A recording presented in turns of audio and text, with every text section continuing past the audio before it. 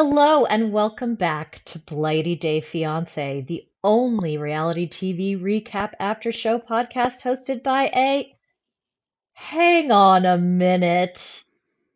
Sorry, Robbleheads. Mr. Snark is not in the building today. He is unwell and on top of that, up against it with work this week. So filling in is our one and only, our nearest and dearest, our fantastic and beautiful and enchanting, charming producer, Cousin Dan. Welcome, welcome, Cousin Dan. The refractory period to have me back on's reduced, hasn't it? I know. I know. I'm blaming Mercury retrograde. And as our Jewish listeners will know, we're going right off the back of Mercury retrograde right into the new year. So, Shana Tova to all of our Jewish fam out there in advance. We're going to start off the season right. But today, we're doing a recap. We're doing an omnibus. The double bubble. We're doing we're doing the bubble butt that I will not forget. And I don't think Armando will be forgetting anytime soon. I've never seen a man so uncomfortable, like fakely uncomfortable, and then just get right into it. Like out of everybody on the 90-day universe, I think that Kenny is singly the one person that I would love to go out and just kind of have like do wild shit for a weekend that you can't talk about, and you know it would happen. And his choice in the Bussy bar was fantastic. Well, that was one epic bussy. I mean, I I told Robin that it was an issue with the internet and that I thought I missed something critical, but I needed to see that butt again and again and again. Should we start with before the 90s since we're talking about that? Venus, Or yes, sorry, no, yeah, they're on tow. they're on tow, and yes, because we're so Bussy fixated, we'll go there. Um, Hannah is dispensed with. She is off and out with Abuelita. And Kenny and Armando get to have a dad's night out. What do you think? What were your first impressions of this particular bar? It was fantastic. The one thing that I would say that I had to pause on was there was somebody at the bar in the background. I shit you not, wearing a hard hat, and I was like, was this a plant? Like they were like dressed as a construction worker, and was this done as I sort of like saw an that. Easter egg to the village people, or is this just what they? Is this just what they wear in that part of the world when they go to a gay bar? But yeah, it was the one thing that I would say about the Kenny and Armando segments this time round. It was nice to see them having fun.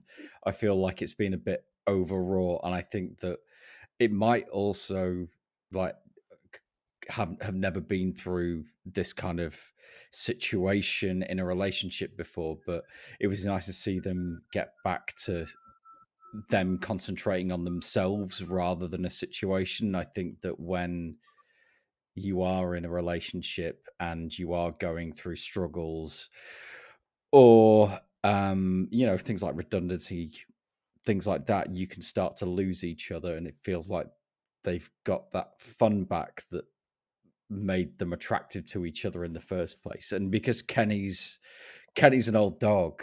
He's a salty old dog that's, as a gay man in his 60s, he's been through an awful lot of shit, and he can now live a more comfortable life. Yeah, and I totally agree. To your point about the guy in the construction hat, I think that was a nod to the Village People, but I think if this gay bar had a theme, it would be that's gay, right? Question mark, exclamation point. They were giving us Madonna. Oh, I've got to turn off my WhatsApp. Thank you. Sorry about that. The 1 murals on the second. wall. It was very homo ambiguous because there were definitely some straights on that wall, and I don't know whether they were actually.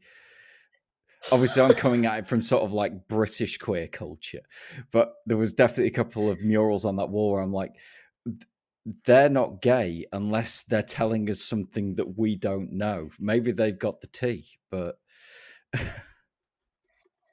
Well, I can see putting Madonna on there, who isn't gay herself but is an icon. understood to be a gay icon. Obviously, Freddie Mercury never came out because he was a massive self-hating homophobe. Um, but it was a bit of, yeah, it sort of felt like very inclusive, obviously, and very warm and welcoming, but kind of maybe the owners aren't gay themselves, and they were like, do we need to put, like, should we put a picture of Judy Garland and a rainbow, or is that redundant? You're basically saying it was two heterosexual bikers that saw the pink pound and then pink washed their bar, because that would certainly track. Yeah. Okay. Yeah, I think so. It's probably the same sort of people who chose flamenco music for a scene that's set in Mexico. Um, Flamenco is not Mexican, it's Spanish. In all seriousness, I think it was really nice to see them actually enjoy each other. And I have said this before, but I worry that the reason Armando wants to have another child is not a good reason to have another child. And I'm worried that maybe now that Hannah is older and more independent, Armando's more thinking, like, well, shit, if she doesn't need me anymore, then I have to focus on myself and decide what I want to do with my life. And my advice to Armando would be, if that's where you are, a child is not going to fix it, that it's only going to kick the problem down the road another 5 or 6 years. And at some point, you are just going to have to figure that out. I think that that's a fair enough point, but I also think that a lot of the time, vector of heteronormativity plays into a lot of queer and gay relationships, even though you're you're having what society would, or historically would consider to be a non-conventional relationship. There is a will and a desire for you to have a normal relationship as possible, and that includes having a nuclear family, especially in sort of a country that is very religious. Catholicism is a big part of Mexico, and that's always going to play a part in it, whether you are a Catholic and whether you have a relationship with somebody that fits within those boundaries. You're going to want to try and stuff yourself in as much as possible. And speaking of stuffing yourself in as much as possible, every sperm is sacred. Every sperm is great. If a sperm gets wasted. I think I've gone past the 30-second point where we don't get in trouble for royalties. But that is an allusion to Monty Python's The Meaning of Life. Which is a very Do you remember strange that film. film? It's a very strange film. It kind of has this very non-linear path to it. It's kind of like an extended, really obscene version of the original Monty Python series.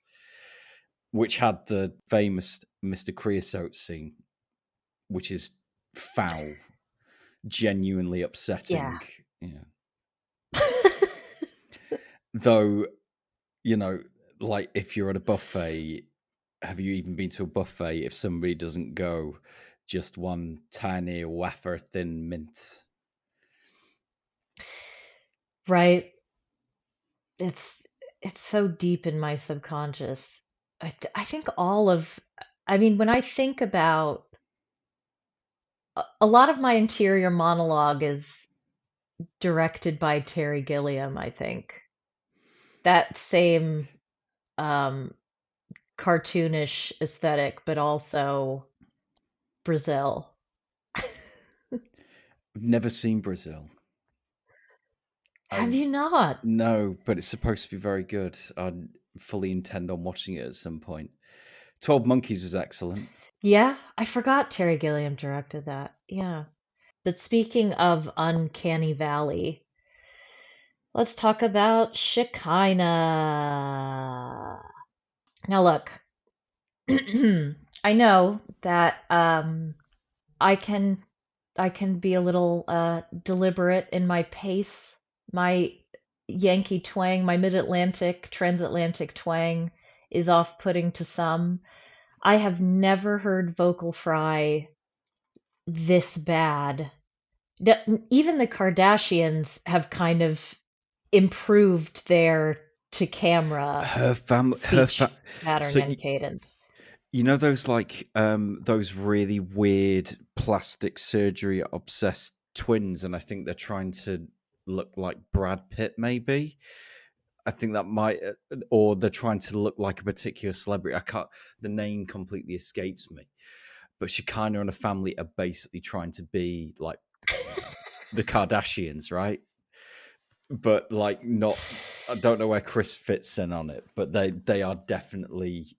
We were looking at it's like they're trying to emulate this sort of like Americano Armenian accent, and where trying to do Balenciaga on like Balenciaga on a Bloomingdale's budget.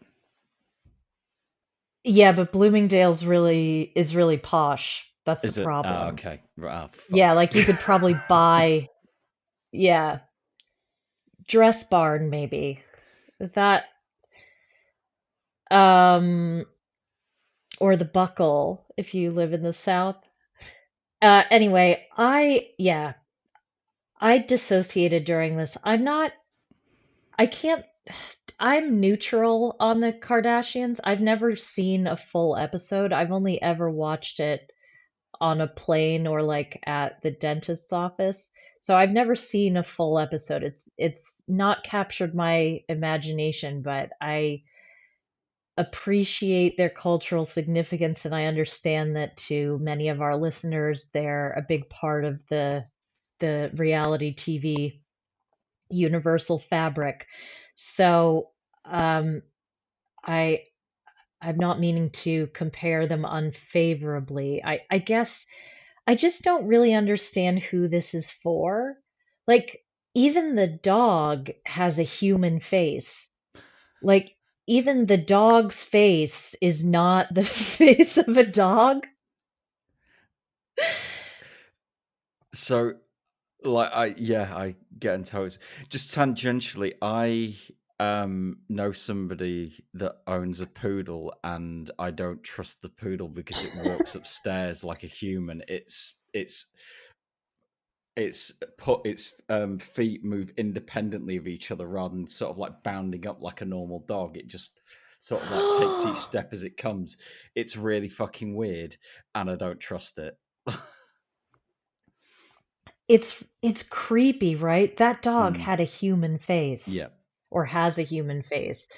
Um, so look, Shariah's asking all the right questions that one might expect a family would ask of this relationship. And this whole segment felt so ridiculous. I felt more intrigued by Shekinah's story when she was meeting with her dad slash ex-husband, because that made sense to me. That tracked to me that she had, or I guess they were never married, um, but that she had her first significant relationship. She went from the Amish upbringing to being in a relationship with someone who I think for all intents and purposes was like, I can show you the world, and like that was her understanding of the world,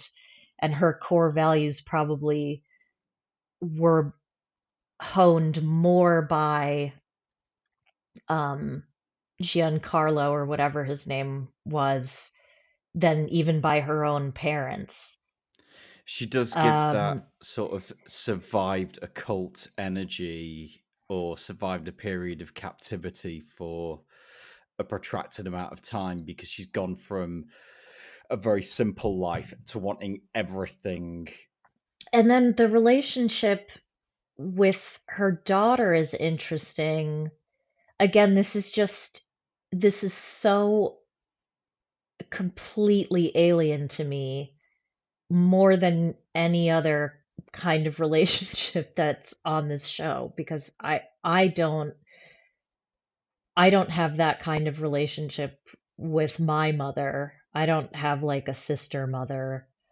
And that's not my relationship with my child either. Like I'm not the fun parent.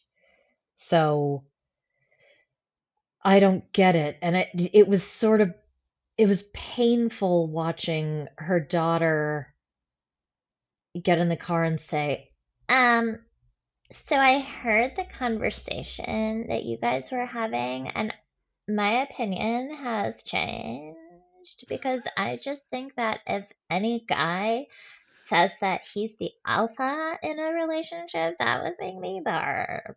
And I just think I've seen my mom's relationships, and I'm just really worried that she is making a mistake. And I just yeah,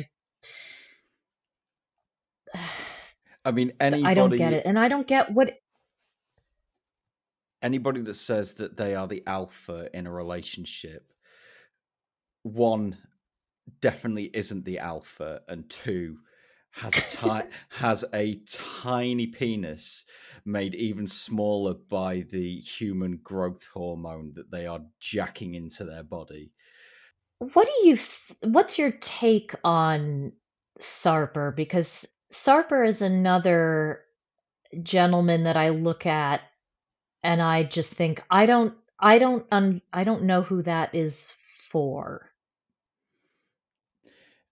I remember I I, I remember seeing Who an likes that? I remember seeing a documentary. I think it was on Vice, and it was a guy that had like giant biceps, and it got to the point where he was injecting steroids directly into his muscles. And he would say that when he went into a nightclub, it wouldn't be the women coming up to him, it would be the other gym bros in there that would want to talk to him about his T cycle and his workout regime and his fucking macro nutrition and all this kind of stuff. He is sort of like, I think he's a walking meme. Like, he looks ridiculous. He says things like, if I could see me last year, I would laugh out of my ass. And it's like, well, no, that's protein farts. That isn't laughing, that's farting.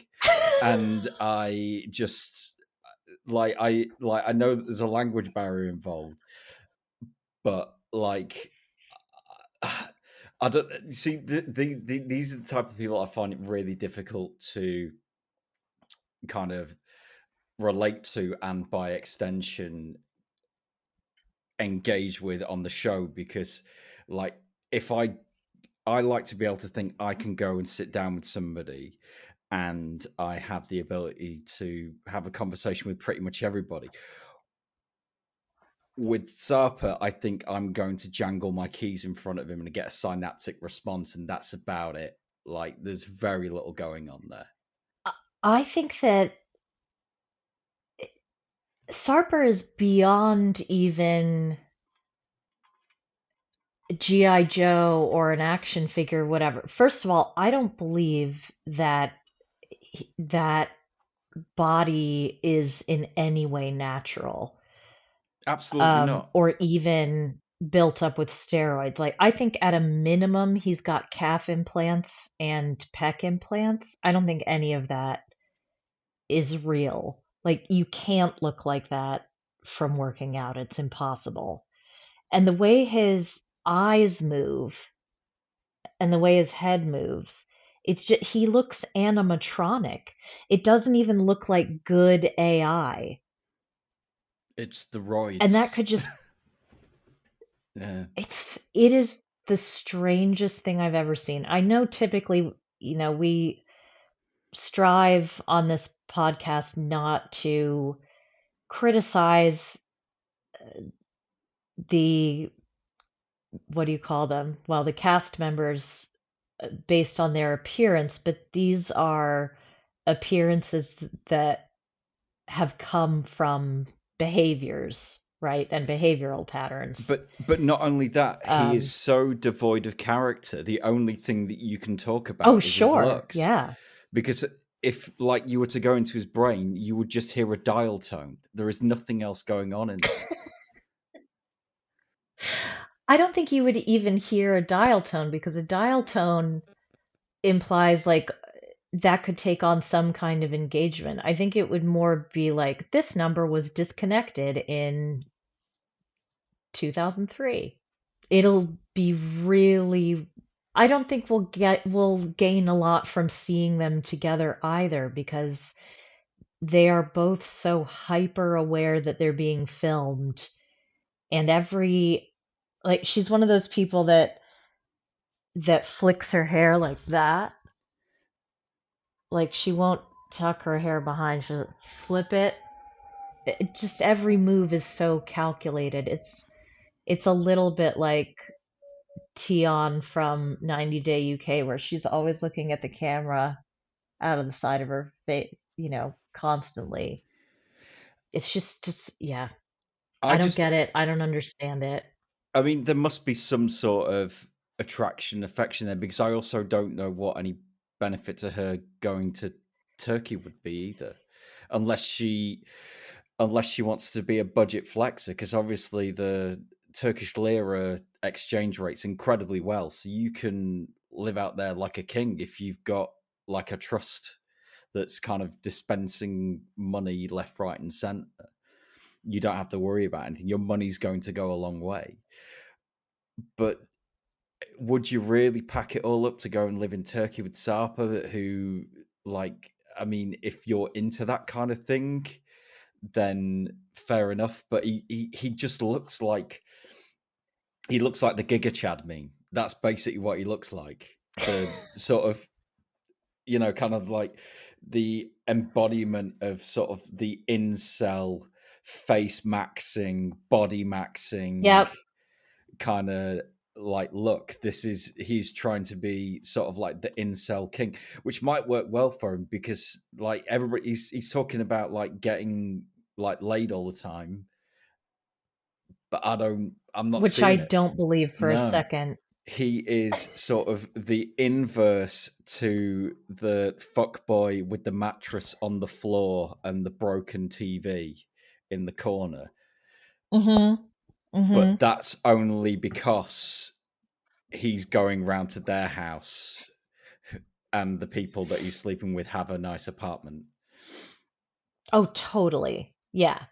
Yeah. I mean, I think, and I'm happy for all that to be cut out, but I don't, I think his relationships, such as they are transactional to the degree that they are based on, I don't have anywhere to sleep tonight. I will sleep with this man or woman or however anyone identifies in exchange for not having to go home to my flat share.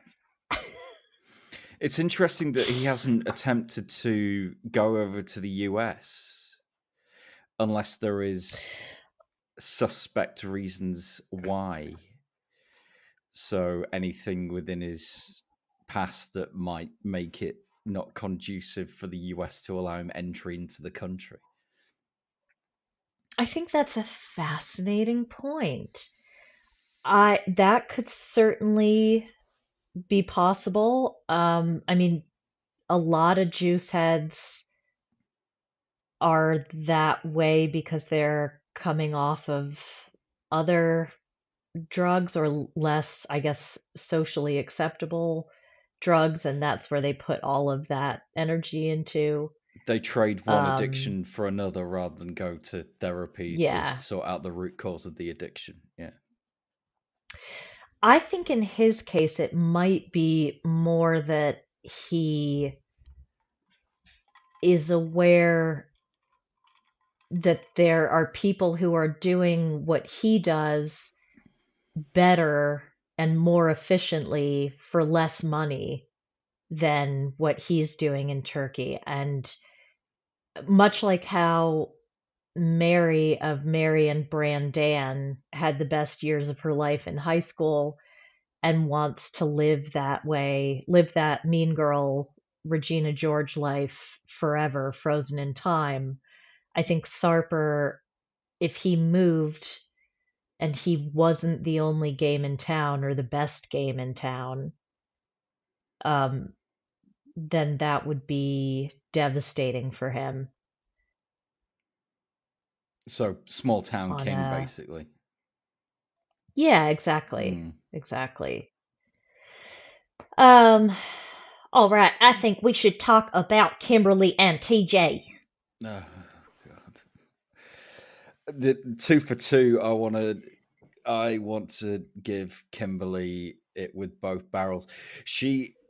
So if you were to take a Western American white woman and give her the blueprint on how not to fuck up cultural sensitivities, she is it. She is entitled. She is flexing in a country where the wealth gap is probably one of the highest in the world. And I mean that in terms of Mhm. sort of like wealth gap between rich and poor. You know, where a slum is a has a postal address levels of poverty, and Right, she's right. walking around complaining about things. She isn't being culturally sensitive. And it seems to me that, like, with the big argument that happened, she burnt through that goodwill because she was saying, well, I worn these jeans before and it wasn't a problem. Yeah, it wasn't a problem because you weren't causing a problem. Then they're now really upset and they're going to pick up on everything that you're doing because you're being a disrespectful little shit. That's the only way that I can put it. I agree with you that I agree on all of those points. I would add to that something happened in this episode that changed the way that I see her. It was the moment where she was waiting for her stepmom and her dad to come back down from their room, and she was sitting in the chair in the lobby, and she had this kind of far away look in her eyes, and she was really tearful. And for that brief moment, I could see the vulnerable little girl whose mother abandoned her and who has probably dreamed her entire life about marrying into a family or creating a family of her own where she isn't made to feel like she's unwanted and she doesn't get any attention. None of this is a justification for her behavior because I think her behavior is appalling, and I also think that she wants to. I'll tell you what. I think she has already drunkenly made out with the brother. I think that's where 90% of this conflict has come from. If they This haven't slept together, the sexual chemistry between her and Yash is explosive.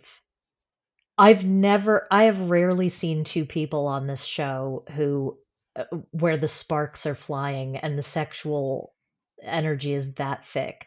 This is, I could watch just this family in isolation for the entire episode. I think they're fascinating. They are like the they're Jaipur's answer to a Tennessee Williams play. There's so much happening underneath. And it's not that we haven't seen this before. It's not like we haven't seen other Indian households, but you have Sumit's family who are very direct and make no effort to disguise how they feel, right? Mother Sumit is just on a tear. She's operating at 11 99.9% of the time. The rest of the time she's doing that like nose uvula flossing and uh has got her ankles behind her head with all the stretching and flexing. And I get that. If I was as permanently mad as Sumit's mom, I would need to do yoga all day long and all night strong. Yeah, Jen and Rishi. Yeah, the older, Yes. the older woman with the Jerry Halliwell highlights. Yes. Yes, Yes. Or if you prefer, hearken hearken your elderly millennial minds back to X-Men the animated series. yes. And Rogue had hair like that. And your hostess today might have had that hairstyle at one point. No comment. No further questions at this time, rather. Um, Yeah, so Rishi's family were very polite and very staid, but privately said, look, this is ridiculous. This is not going to work, right?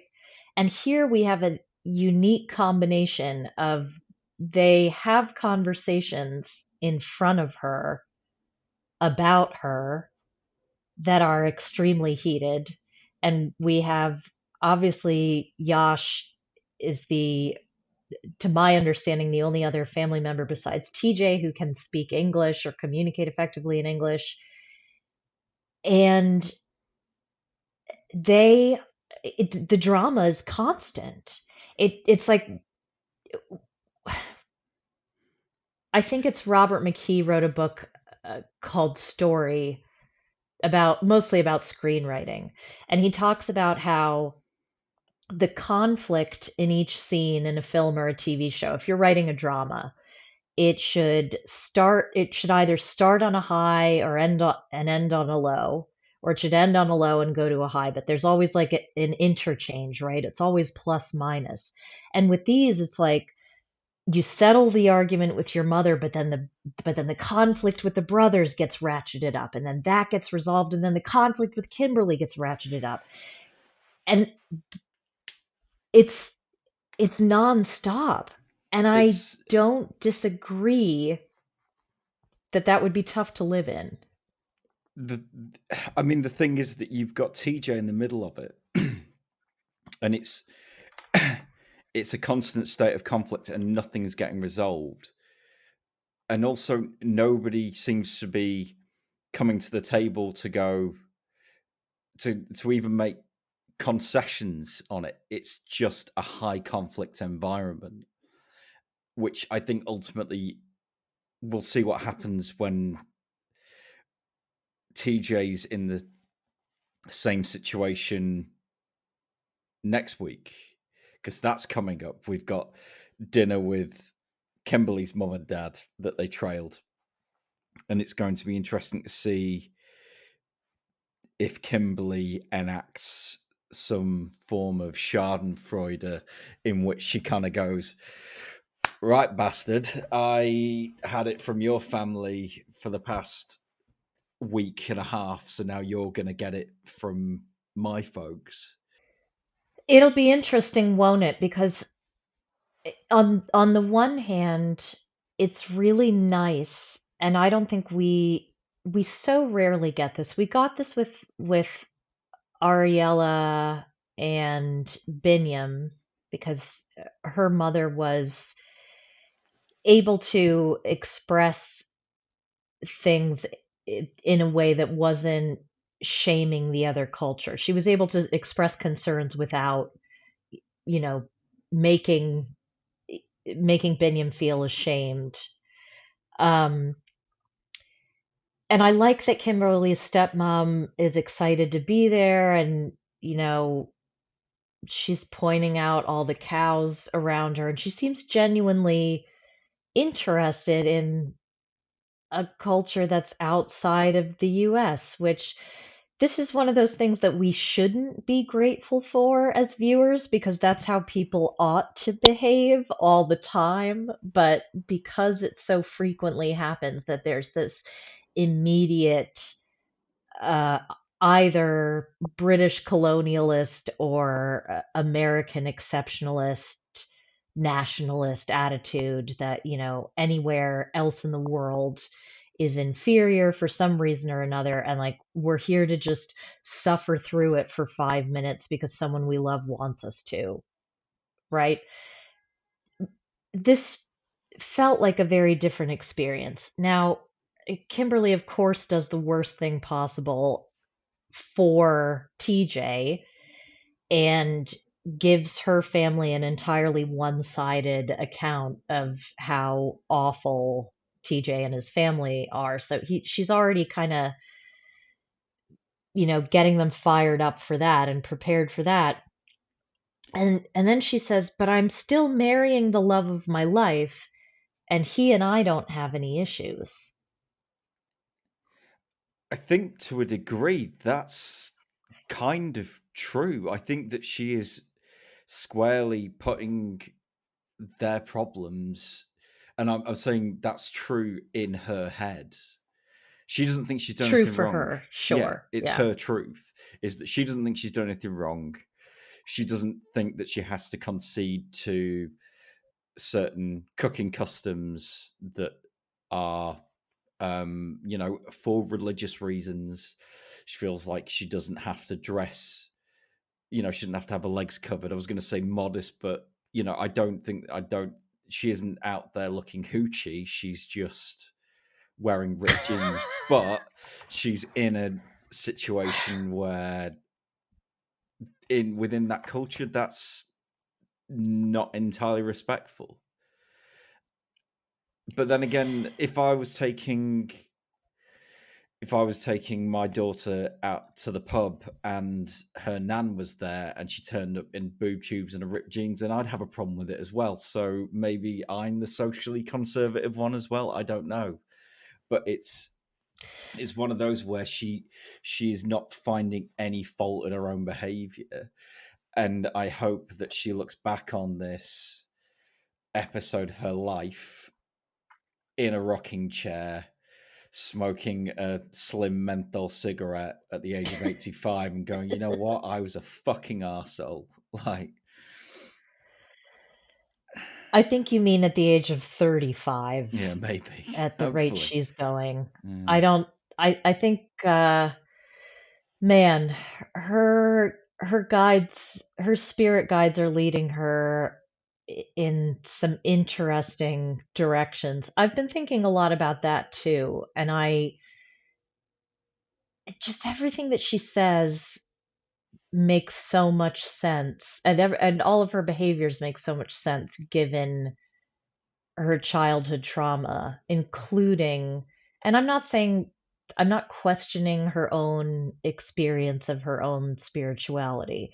I'm just saying when there's no room for you in your family because there's so many other kids and you feel that sense of rejection, what better way to feel included and loved and guided and supported than by hearing the voices of spirit guides and angels, right? It's it's so textbook, and I do feel bad for her in that regard. Um, her father says that she shouldn't have to forgo her individuality for the sake of preserving the relationship. What do you think about that in this particular context? I mean, I agree that. I mean, I agree that one should never relinquish your own individuality, but the thing is that relationships are a partnership, and there are concessions that you ultimately have to make, especially when you're in a country where the customs and cultures are so different. I'll say to Kimberly what I say to every single cast member of 90 Day Fiance. Don't travel halfway across the world. Just go to fucking therapy. Like, it's a lot of it is down to what you're running away from and why are you behaving like that? Why are you like this? Like, it's and Yeah. a lot of the time the answer, if they were honest with themselves, wasn't that the family were being rude. It's, this is going to look really bad for TV, so I can't say it, but you know what? It's childhood trauma. I wonder if any of that is even, no, I don't think she's anywhere near there. But I think, back to what Kimberly's father said, I think that when you are marrying into a culture that is centered around family and community, and if you want to talk about the wider concept philosophically, ethically, spiritually, religiously, socially, centered around the collective and not the individual, right? And she's moving from a culture that's centered around the individual into one that's centered around the collective. I don't think you get to, I don't think you do get to keep your individuality. Not the parts of your individuality that require sacrifice and fitting in and showing respect.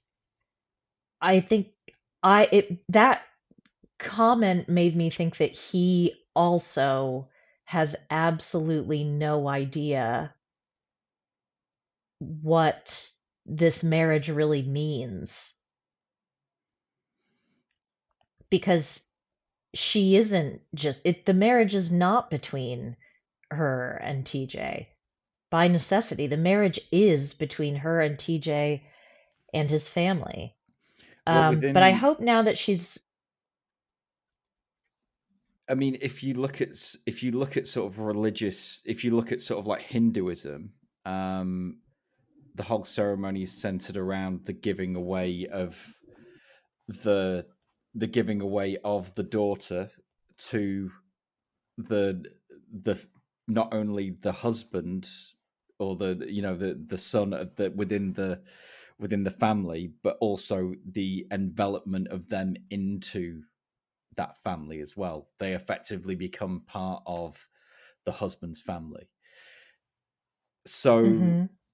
that's this is this is always going to be the sort of friction that can sometimes occur within sort of a religious household that does, you know, that will be multi-generational, will follow their religion, that has a high regard for the elders of that family. This could, I mean, I mean, the thing is that in sort of like the decadent West that we live in, we treat our old folks in pretty despicable ways. We are in the habit of putting them in a home and leaving them to rot, and that isn't something that I'd ever going to do myself, but it happens more often than not. If you were to go to somewhere like India or Japan or anywhere like that where they have a deep rooted respect for the elderly, and multi-generational households are the norm rather than the exception. They think that the way that we treat our old people is fairly barbaric. I couldn't agree more. And I think this is a barrier that is not, um, I don't think that it's something that can be overcome No, for these two because I think I don't think I am starting to think that this wedding isn't happening. Um, I think so too. and if it doesn't, and if it does happen, I think it's going to be short-lived. Okay, so I think the difference between Jenny and Kimberly is that Jenny is wanting nothing more than to be accepted and to be brought into the family and to be accepted by them. Whereas conversely, with the way that Kimberly behaves, I don't think she gives a shit about the rest of that family. Or she does, but she isn't willing to do the work and make the concessions that she needs to do when in that kind of situation. I still get the most ridiculous dopamine hits off of a moment that lives rent free in my head, which is the last week's episode or the previous week's episode where um, the mom says to the dad, something to the he sort of like starts to say something, and she's like, "Ugh, don't, not now, not you, don't you get involved." I was living for that moment. It was And when it she was it kicking off about was the it holes in the jeans, and then yeah. the dad basically said, like, I'm paraphrasing, like, she's dressed like a fucking whore, and then she's like, no, you keep it the fuck down, and like, yeah, it was amazing. You could tell that poor man. I mean, in some ways this is filmed like a single camera mockumentary, and every time I see the dad, I think about that. He stares at the camera. You see him like sort of to the far left of a shot, like he's in the kitchen staring at the camera, and the camera will go to him. He's petting the cow, and he'll kind He of was look up, and doing the it camera will as go to him. Kimberly was leaving. He was. Oh I'm not sure. man. I'm not sure if you can. I'm not sure if you can remember, but in the original British version of The Office, every so often, and I think that they did it to basically remind everybody that this was designed to be sort of a mockumentary. Because I think a lot of the time people forget the reason why David Brent's an idiot is because he's playing it up for the camera. A lot of people Right. seem to forget that. That's the only reason that David Brent isn't the worst character ever. The second reason why is because David Brent's played by that prick Ricky Gervais. But going back to the point is that they put a cleaner in who would just stand and I stare, and remember that. and then everybody else would be like, what's he looking at? And it would be a reminder that this is a fly on the wall, supposed to be a fly on the wall documentary, and it isn't just a sitcom. And it's because they needed to Uh, have a device that David Brent could be a wanker justifiably rather than just being a wanker.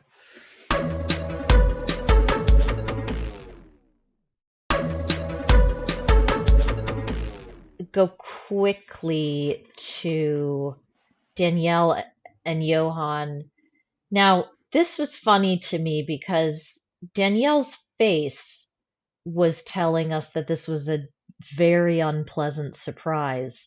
But she tells us to camera that this was all her idea and she's always wanted a translator. But the way that I read this situation was not how she portrayed it, which is like, oh, haha, I thought you were trying to like get another woman in for a threesome. I think her face in that moment was, oh my God, I can't put him down.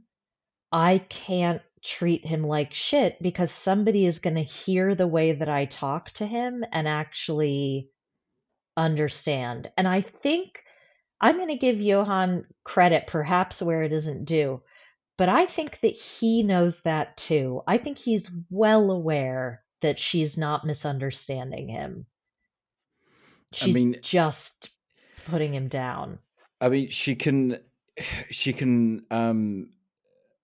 speak in Johan's native tongue well enough to tell him that he thinks that the way that they rear children in their country is terrible. So that to me would say that she's got a fairly good grasp of the native language.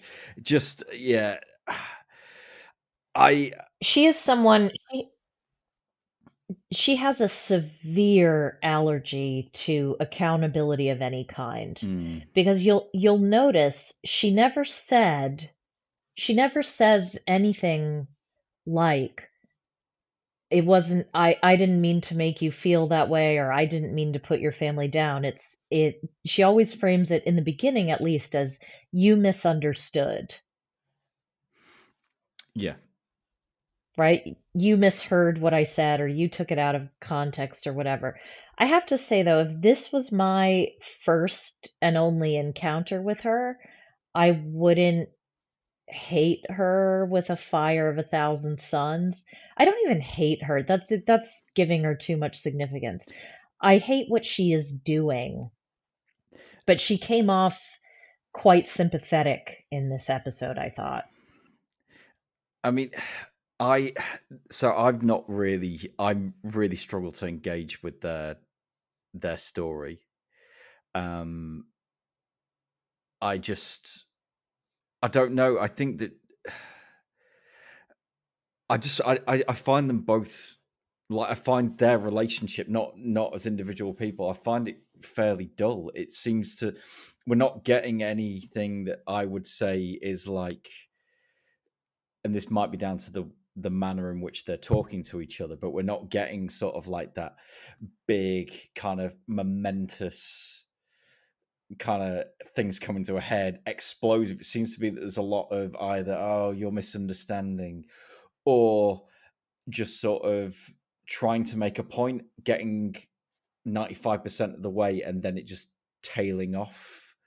Like it's sort of like it then fragments into nothing, and then nothing seems to get resolved.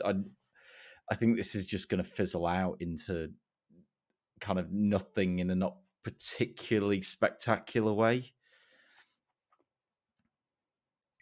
You really think she's going to go down without a fight?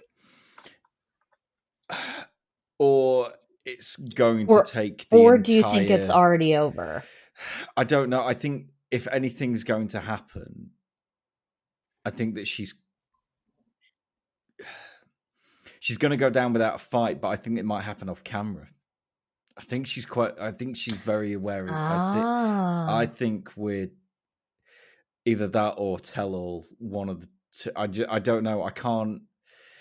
With the way that they're talking, the way that they're framing it, it seems to be sort of like very much cruise control conflict. We're not getting kind of any massive bursts of acceleration. We're also not getting any That's such apologies a good either. way to put it. Mm. I did feel for her about it if it's true and if she's being sincere in that moment. Obviously anybody who has gone through fertility problems or any kind of issues with their body, full stop. But I think fertility is maybe the most common. It's something that people with uteruses, the uterati, deeply personalize and take on themselves. But I'm very cynical when it comes to Danielle, and I think that I was expecting this from her. I was expecting it a lot sooner. I knew that she would use the fertility issue as a shield to protect herself from the terrible edit that she got last year. And um, I know that's terrible, and I know it sounds terrible, but I think it's terrible to use that as a defense for being an asshole.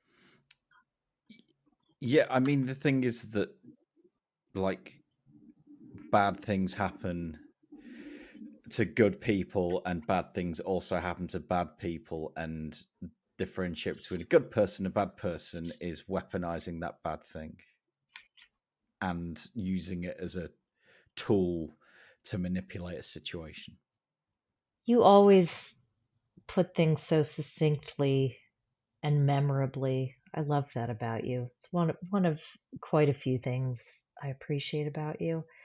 Um, I believe we only have Wayne and Holly left. This was one of those a little bit of everybody family style episodes. So they're 2 days out from their wedding. Um, I thought no, of course Jehovah's Witnesses drink. I was just thinking I've had drinks with Jehovah's Witnesses. I just a pina colada before dinner? It's not an aperitif. It's No. I mean, like, but then again, do we drink shame? Is this a drink shame? Like, because normally, if like, normally I'm more like a Negroni, or if I'm feeling like a basic bitch and old fashioned, right? That's like kind of what you go for. Never, ever have an Aperol spritz, because like I'd never. If I'm sitting down and wanting to eat a meal, right, the last thing that I want is a giant orange bowl of fucking Italian sugar and prosecco, like, to drink beforehand. Like, I don't see what the benefit is. The marketing is phenomenal because that's all everybody drinks nowadays. I love an Aperol spritz in the summer, or sometimes I'll do a Christmas version, but never as an aperitif, never before I'm about to eat a meal. No. Because as you say, it's a giant bowl of sugar. Um, a rum before dinner, but apparently he can't afford the dinner, so maybe that's not what they're there for. She also strikes me as someone who, and this is taking it way back, but do you remember the scene? Do you, do you remember the scene in The Breakfast Club where Ali Sheedy is basically like putting pixie sticks between, or like powdered sugar between two Two slices of bread. slices of bread Yeah. and potato chip? I think that's Holly's life. I think that's probably what she eats. Uh, This also feels like a cruise control conflict for me because this is not new information. We already knew this. We knew that he was broke. Um, if I'm feeling generous and I'm feeling nice, I do think he deserves some of, or a lot of, her respect for being vulnerable enough to talk about something that clearly is such a huge source of shame for him and such a difficult thing for him to talk about. Um, could they have had this conversation before she came over? Yes. But I say this every week and I'm loath to repeat myself, but here I am. I just don't think that this conversation is really about what they're saying it is. I don't know what they're actually talking about because him being broke has come up so many times, and I feel like they've been having the same conversation forever and ever. And there's just a lot of stuff going on that we haven't seen up to this point, and I don't know if what they're going for is a big reveal, like, oh, you thought like a little bit like what they've done with Violet and Riley, where they've just completely thrown a grenade into the conflict that we thought we had seen a million times before and that we already knew so well.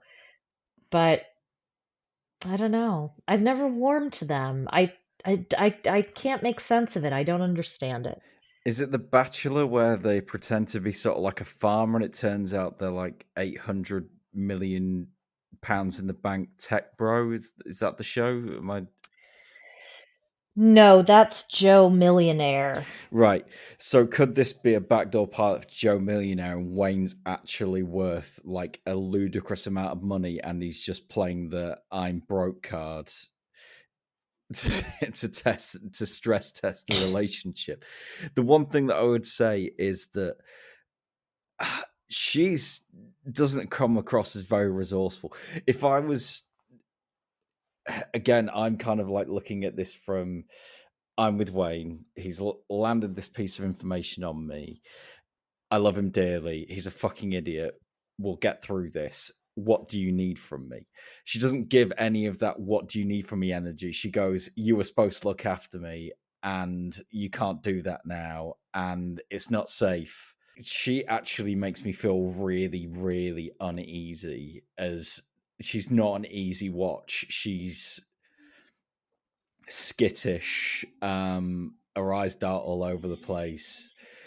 Yeah, Okay, yeah, I leave it at I that. thought But I was imagining it. I thought I was imagining it. Her eyes definitely go in two different directions, don't they? they are not twins; they are sisters. They're sisters. Yeah, Yeah. No, I hear that. I yeah. hear that. Okay, I think that's it for toe. Thank Um, God.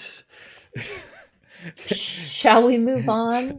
Can I just say, out of like all the programs that are running at the moment, Toe is singly like the hardest one to watch, and it's always the last one out on the apps. So you kind of get through the fun of you get through the fun and sort of like British jollity of 90 Day UK, and then you get 90 Day before. So we've got some of like our big hitters in that, and then you've got the other way, and it's like the sludgy third act in the final episode of Game of Thrones season 8 every time. It is. Yeah. It is harrowing. Um, and speaking of golden Dornish royalty, Rosvan and Amanda. I wish I haven't been able to find the artist that I'm thinking of. When I do, I will definitely post it, but this man is so beautiful. I cannot stop staring at him. And I thought in the beginning that he was, you know, a fame hungry fuckboy out for likes. What a surprise. What a pleasant surprise. What do you think of him? Do you know what it boils down to? His mum and dad are sound and wholesome, and they brought their boy up right. And he does everything right. Like he he's if he's playing a game, then he is playing it exceptionally well. I cannot find fault with him as a human, apart from perhaps his taste in a significant other. Absolutely. I totally agree with you. I think he has such a refreshingly lovely, normal, loving family who, like you said, you know, raised him right and took care of him. Um, He'd be the boy in the office that if a woman started crying, he would be over there in an instant. He would show empathy, compassion. He would be doing it without any ulterior motive to get into their pants. and instantly that woman would fall in love with him, and he would be completely unavailable. Like that's the thing, is that he doesn't just, I can tell that he just doesn't act out of motive. He does it out of the kindness of his heart, and all men should be like Razvan. You are spot on there. Whereas Christian would be the guy who walks into the office and goes, "Hey, where's my hug at? We Where's my hug?" can we leave Christian, because that's going to take a while. Yeah. Yes. Yeah. Yeah, of Yeah. course. Of course. When I was watching him play pool, how familiar are you with 30 Rock? Did you watch it? No. Okay. So many of our listeners have. John Hamm plays one of Tina Fey's love interests in that show, and he was my favorite guest star slash tertiary character. I wonder And the why. joke was that, well, the joke was that he was so good looking that no one had ever told him that he was bad at anything. So he was like a pediatric surgeon, but he was totally inept. And he would go to a restaurant and he would order something that wasn't on the menu, and then with a he would, they were in, like a Michelin star restaurant, and he was like, "Yeah, and I'll have that with a raspberry Fanta."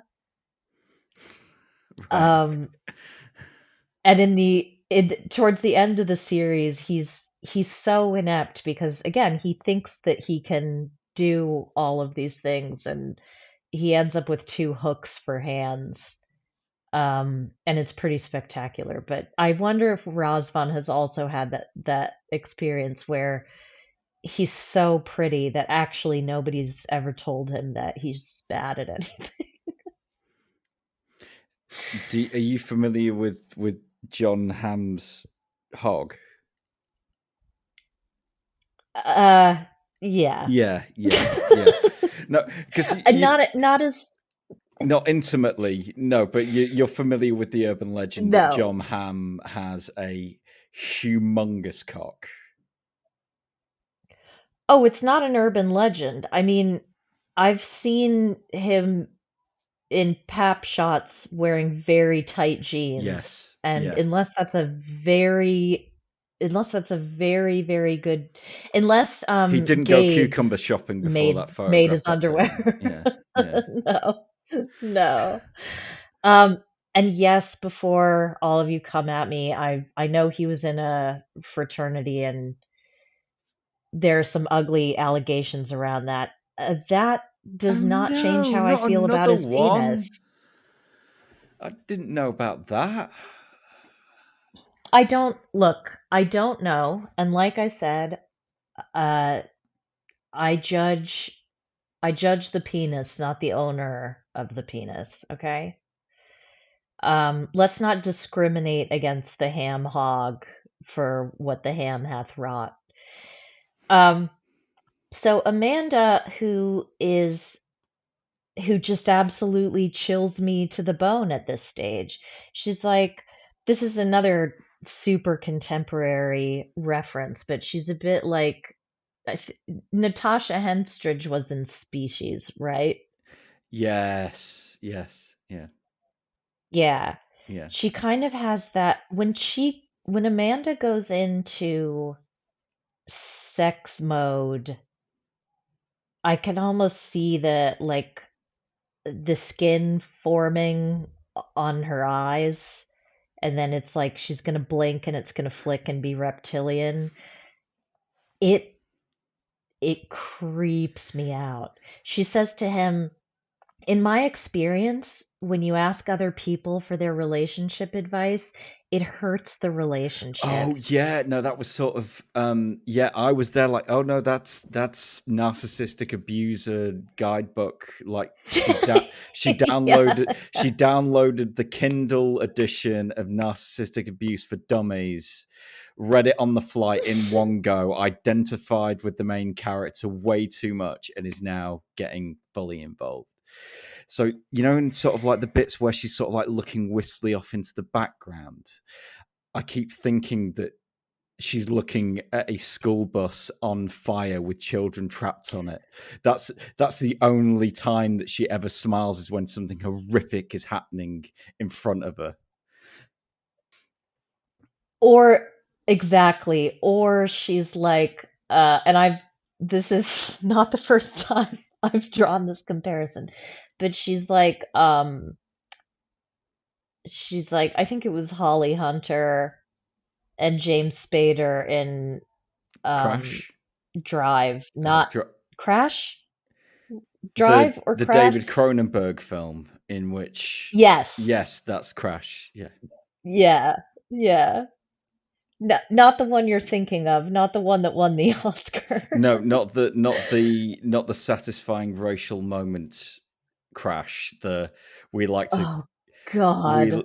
it was neoliberal trash. Um, yeah, no, David Cronenberg's Crash, super important, super transgressive film. Everybody go and see it, and then go take a shower, because you're going to feel very dirty and Yeah. probably slightly aroused, and that's fine. I really d I Robin is such a Cronenberg fan, and I have watched a few Cronenberg films. I sort of had to in film school, but as a general rule, if it's like, oh, this is the new David Cronenberg, I won't see it. 'Cause I really don't like body horror at all. It's of very little interest to me. It's fine for some people, and I totally get that, and I respect him deeply as a filmmaker, and I think he's brilliant. But I my approach to cinema is, let me use this as an exercise to see how uncomfortable I can make the audience. I do think that's important. I just don't want to be on the receiving end of that. It doesn't, I don't like it. I like scary movies. I like horror movies. I don't like torture movies.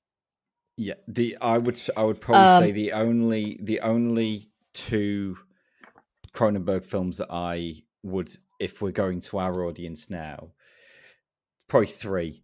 History of Violence is really good, and it's got Viggo Mortensen in it, so you're gonna enjoy that. oh, I loved that film. Yeah, The Fly, because it's really scrungy and it's a bit putrid in places, but it is a really important film. And Crash, just because I think that it has a really interesting commentary on kink and fetishism and sexuality. And if you're a fucking weirdo and you're into that kind of thing, then you'll have a great time. It is wild to me. James Spader is somebody that I don't think there's no other actor I can think of who can absolutely disgust me in one film and melt my panties in another. Yeah, I think he's basically like the James Caan of his generation in terms of sort of like how diverse he can be as an actor. Yeah, Um, totally, totally. I mean, I think his TV work leaves a lot to be desired. I understand everybody's got ex-wives to pay and children to fund and all of that, but film-wise, I think he's kind of underrated in terms of his versatility. And God, was he beautiful when he was younger. Holy crap. Um, Secretary's also an David excellent and film.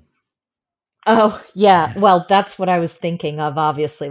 As soon as you said kink, I was like, oh, secretary. Yeah, Yeah. Um,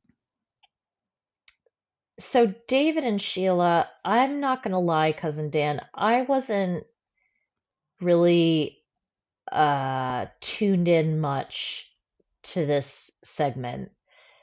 Um, I think because I almost immediately was in a place of thinking about how utterly miserable Sheila's life is going to be after he leaves, because then her mother's death becomes real, Hmm.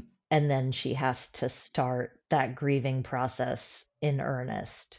I think the David and Sheila storyline's actually one of the more wholesome of the bunch, even though there was something that utterly tragic happened. The one thing that I say, and I don't know if you noticed, when they were coming back from their sort of like beach getaway, there was somebody in the seat behind them, and I don't know whether it was the interpreter or it was a local, and they were just sort of like just absolutely just passed out in the back in the most spectacular fashion possible.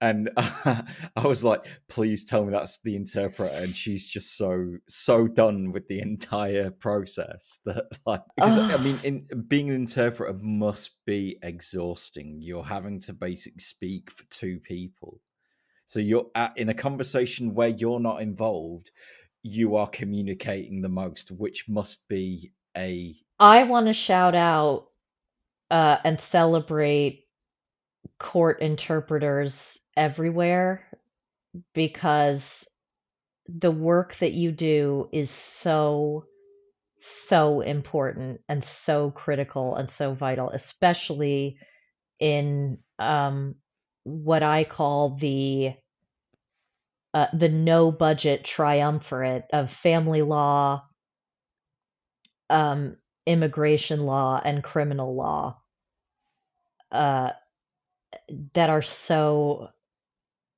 horrifically underserved. And I have been through many a difficult situation, and court interpreters just take all they, like you say, they're in the middle of it and they're doing the most communication, and they take so much more emotional shrapnel than even I do. So, huge respect to all of you who are court interpreters. That is not easy work. But David Sheila, I mean, it's all panned out well. I think that John Reels watched a couple of shows on Netflix and is now going to be an Ameribu and will go there with full gusto. Well, we would hope, but Oh, one of the one of the one of the Sharplings, one of Matt Sharp's little PAs, definitely slipped him an iPhone and a Happy Meal and said, "You are getting on that fucking plane in 3 months. You are not fucking this up for us." I mean, that's fair enough because, like, if you're needing to bribe a child to get this process going, I don't blame you, because like the hit rate on sort of before is so laughably low at the moment that financially I inducing a 10-year know. old is fine. Look, this is not a yeah, this made me very uncomfortable.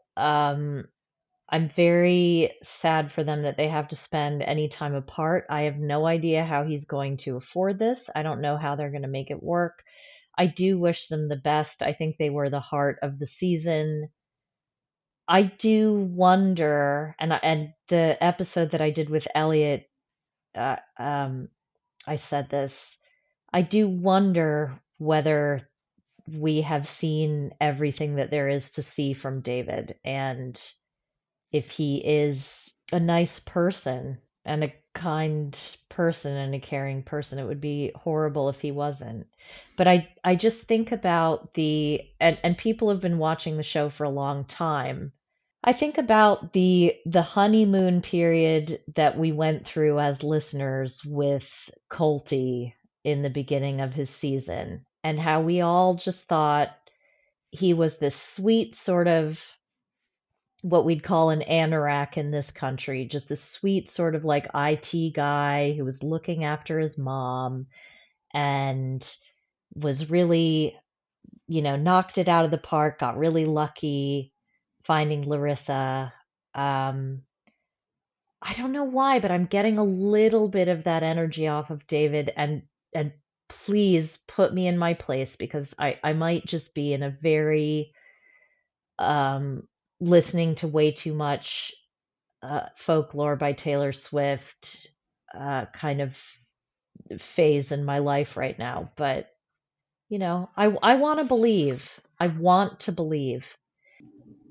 Um, right. So over to Riley and Violet and the 2 years spent that they just can't walk away from. Um, I, I, I want to say it. I don't think. Allah, Allah. It's just me and cousin Jordan were sat there watching it, and I think I'm pretty sure I had like teeth marks on my knuckles from biting them due to sort of secondary cringe. It was, and the thing that I really liked about it was that it was all planned, and he had this sort of I like whole idea. It's like, know. I'm going to build up to it, and he might as well have had like a like crab with a Jamaican accent singing at him to kiss the girl that he met a week ago, right? And he's like, and then she's like, "No, don't say it then. Fine, see you tomorrow." Like, and just did that like total boss bitch thing that only women are capable of, which is, I'm gonna cut through your shit straight away. I'm not gonna fucking like put up with it. Like, amazing, wonderful. I know she's not massively popular, um, and I wouldn't want to be in a relationship with her myself, but I don't dislike her. I mean, I really don't feel like I have been on her side in every single argument, Hmm. apart from apart from I guess I would have wanted her to validate him when he said that the comments that she made about his body and his appearance were were not okay. Yeah, but Um, I think that I think that speaking directly about somebody's body type in that part of the world is perhaps more permissible. Don't Not saying oh, it's right, sure, but but it's no, I get you, and I don't disagree. I don't think that his experience of being a black person of size, a black American person of size in that country is his anxiety about that is mitigated by the fact that was one feeling that I felt like he had the right to be upset yes. about, and he had the right to worry about. I was I'm I'm one of these people that really kind of like cannot hold a poker face, and I am brutally honest, right? So if and I've been on holidays with partners, and they've been like, "Did you have a good time?" And I've been like, in all honesty, no, not really. Like, we've argued from start to finish. We bombed out the toilet one too many times because we ate some shit food, and like, you've been insufferable. So I just want to go home and get in my own bed. And they're both seemingly kind of like not willing to collectively own up to the fact that it has been a shit time at great personal expense. I know, it's so awful and great personal expense to both of them and just Yeah, because exhausting. dating's fucking expensive, man. Like, and like It like sure is. you know that Riley's a fucking tab splitter. Like, he's cutting it down the middle from day one, right? Which is fine. Yeah, No and problem at if all you've with that. gone on 3 dates if you've gone on 3 dates with him, he's also going to send you an invoice Yes, for petrol, for gas money. Yeah. but it's one of Um those where like normally like my dating etiquette is generally like, oh, I'll get this one, you get it the next time, haha. So then it's like it leaves it, kind of applying some riz to the situation. Maybe we'll see each other again. Maybe, and if sure. if not, then I've had a nice time. We've had so whatever. But Um no, I feel the same way. I and when I was dating when I was younger, it was a little different.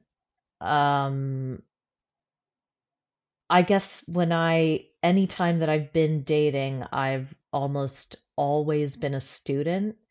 So, uh, and I would sort of date men who were in an age group where splitting the tab would not even occur to them. So I've skillfully evaded it that way. we what did was it three C's? Was it credit card, condo, No. Cadillac? No. No, I'll tell you what it was for me, okay? And make whatever judgments you want based on this, all right? I would never date a man who wore rubber-soled dress shoes.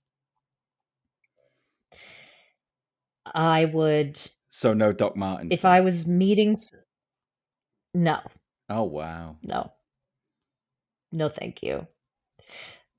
If I was meeting a guy in a bar or he was chatting to me or whatever on the rare occasions that that actually happened. I wouldn't approach a man who didn't have an expensive watch, leather soled shoes if they were like, just come from work, and ideally a black Amex card. That's it's a very specific type of man that you.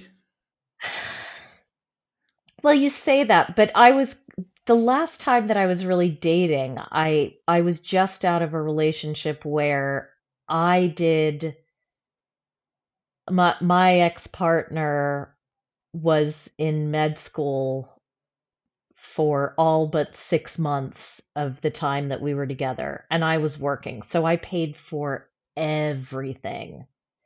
And before that, I was often the person in the relationship who paid for things or paid for more things or nicer things because I just wanted to have a nice time on holiday, or I didn't want every meal out to be Nando's.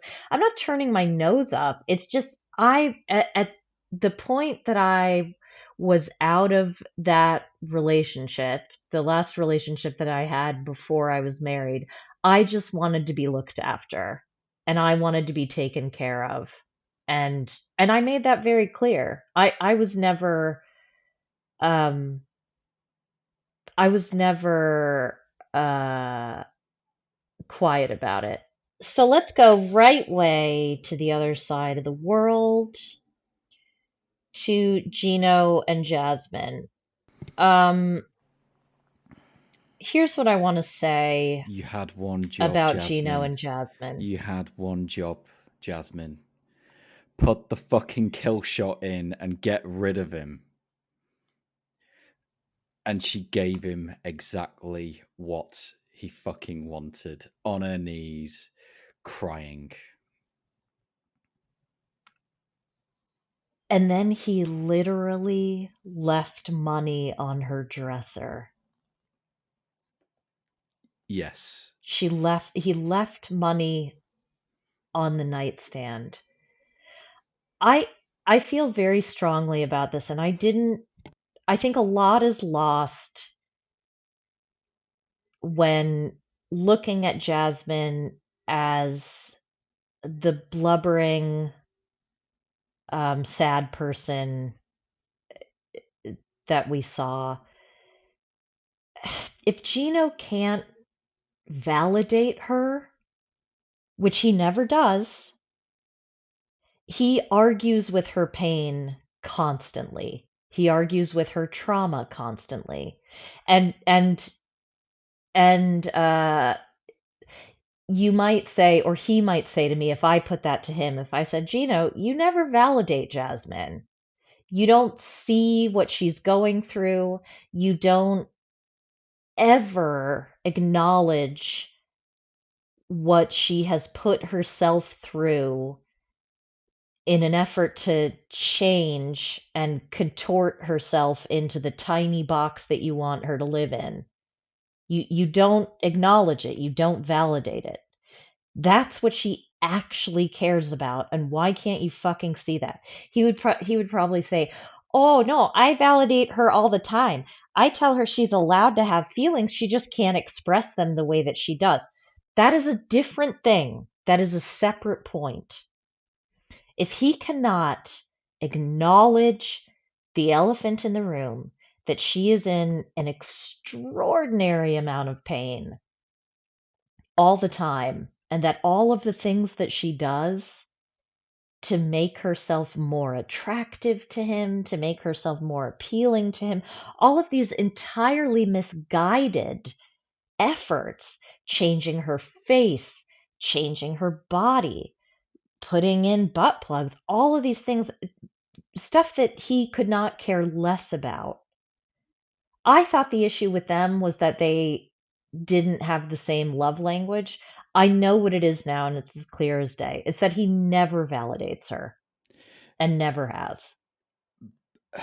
I think that the thing is that Jasmine she's an attractive woman, and her existence isn't validated by Gino's existence, but Gino's existence is certainly validated by Jasmine's. That's why he committed a criminal offence in the UK when he shared those pictures, and he has never once shown any accountability or remorse for that, just paid for the problem to go away. I think that Gino, out of kind of everybody on the show, is probably the most craven of everybody, because it's at least with Ed, he knows that he's now playing a role. He has become the meme, and that's what he's playing it for. And you can especially see it in the new series that's out, Last Resort. With Gino, it's never his fault. It's always somebody else's fault. He is completely devoid of any accountability, and he should also just lose the hat and embrace his bold king status rather than just being a slug wearing a cap. But I do think that Um, he. Have you also noticed, and it might just be me, when he's being shouted at or he is being confronted by, he literally looks like he's going to vomit. He does this sort of like elongated thing with his mouth, and it looks as though he's trying to stifle mhm. back the acid reflux. Yep.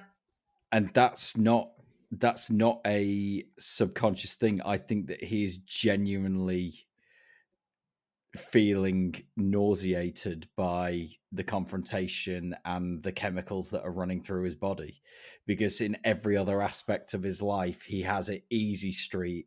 He's got shitloads of money in the bank. he's white, so he doesn't have to worry about getting shot by the cops. You know, he's got all that kind of Mm-hmm. privilege going on that he doesn't afford to anybody else in his life. I mean, drag him, sis. Seriously. Like this, I, I was actually, I was talking to one of my group chats. There's a friend of mine in my group chat who is um she's using Ozempic currently for weight loss, and she's switching over to I always read it because of YouGov, right? I read it as like WeGovy, but it's Oh, we it's go. spelled W Yeah. E yeah, WeGovy or whatever. Hmm. And I said, a bit tongue in cheek, I said, "Oh, but I have a different friend who uses that, and it's good because you get to have the benefits of Ozempic. It's exactly the same thing, but you don't get all of the shame that comes with people trying to shame you for quote unquote stealing medication from diabetics. Um, Is that a thing? People are Particularly in weird. this country, there's a It's I know people are really strange, and I think misogyny is certainly a factor there because it's women using it, but it then got into a discussion about plastic surgery and other cosmetic procedures, and I said, "Well, I don't trust any weight loss plan, diet, workout, anything, cosmetic procedure, nothing that my gay godfather wasn't using 5 or 10 years ago. Because if he's done it and benefited from it, then I trust it implicitly. And one of my other friends in the group said, like, "Oh yeah, because gay guys are into how they look," and I said, "Nope, because many gay men have disposable incomes.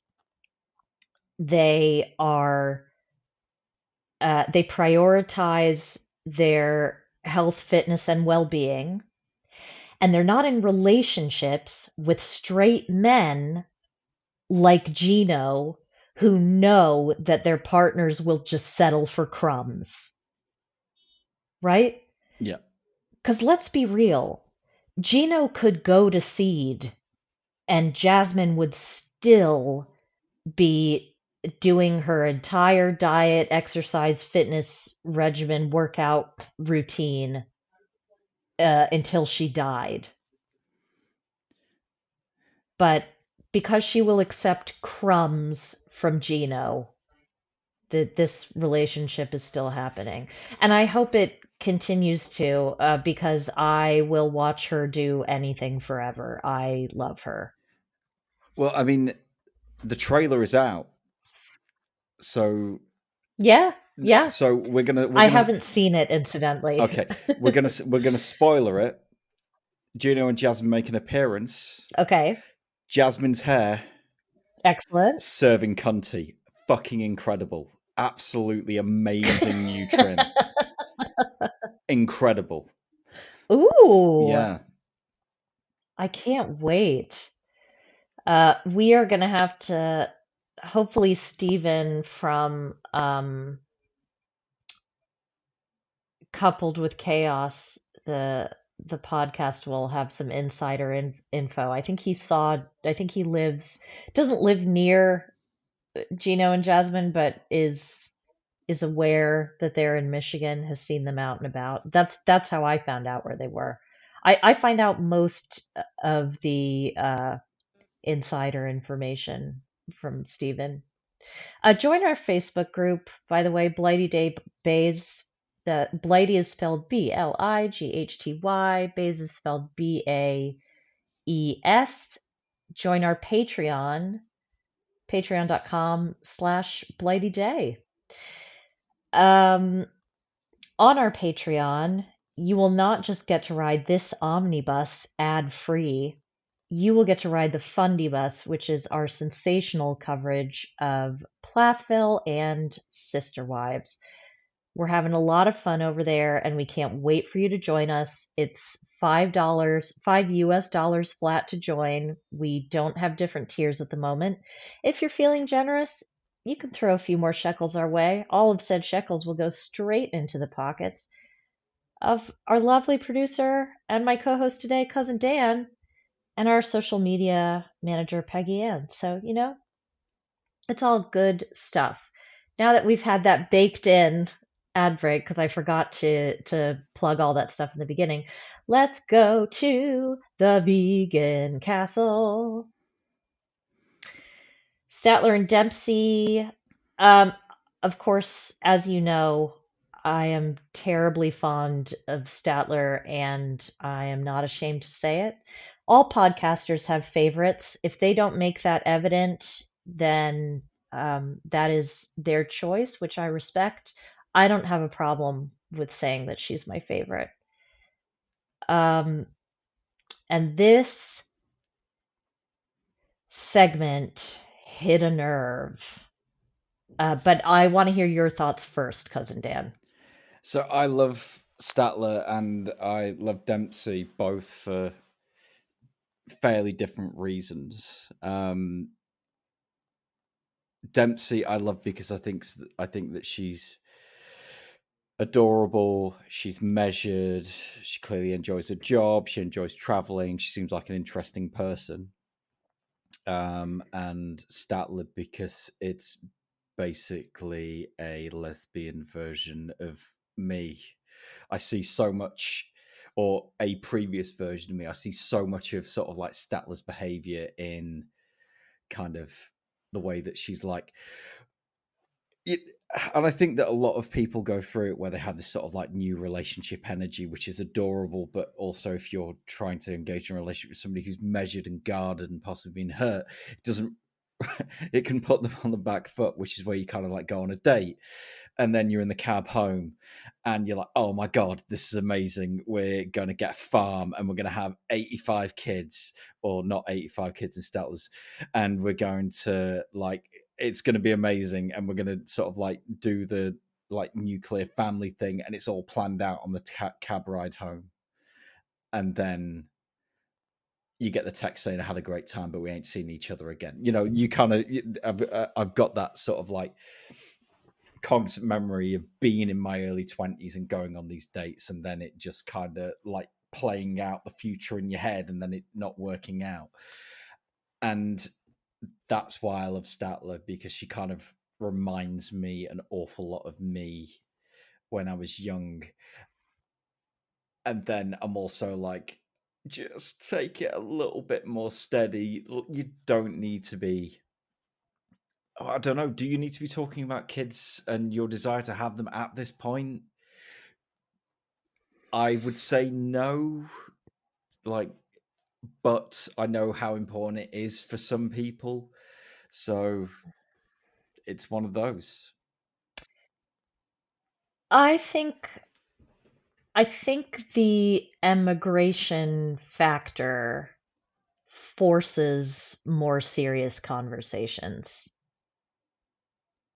I think if Statler were moving to the UK independently of her relationship with Dempsey and they weren't looking at moving in together, then I agree completely uh, that they can kind of table. I mean, I I think they can table the kids' conversation anyway. I don't really. I'm very. I should say outright, like I'm slightly biased here because I am having kind of similar similar issues in myself and in my relationship where I'm just, or my marriage I should say, where I'm reaching that point where you know, the bags are packed, right? And we're either going to the station and getting on the kids' train or the having another kid train, or we aren't. Um, or we're freezing eggs or freezing embryos and kicking the can another 5 years down the road. But decisions need to be made, right? These two are young enough I was going to say that the fundamental unless difference there's is that, sorry to the fundamental difference is that no. they're like super young into this relationship and they're young themselves. This isn't something that they have to consider right now.